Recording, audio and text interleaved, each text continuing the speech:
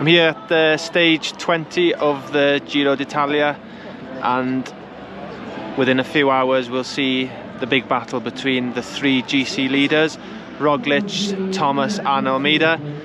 But yesterday was interesting when we saw Roglic do a bike change.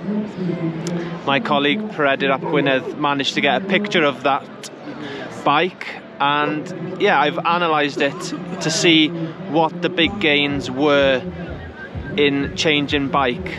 Obviously it was a very steep climb, and it may have been a rehearsal for what is happening today, but things that I picked up on were tyres. So he opted for the Vittoria Corsa Speeds.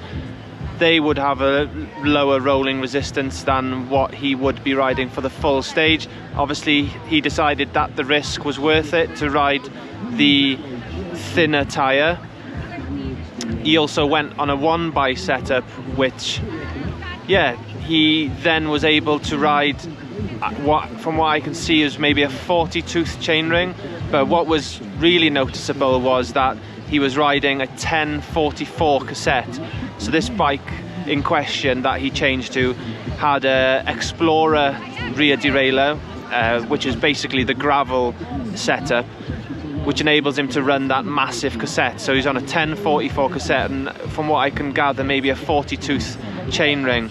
So those are the biggest things. The bikes are already on the UCI limit, so the weight wasn't really a big factor here. It was just Roglic's style. He likes to spin a gear, and yeah, that cassette basically enabled him to do his seated accelerations.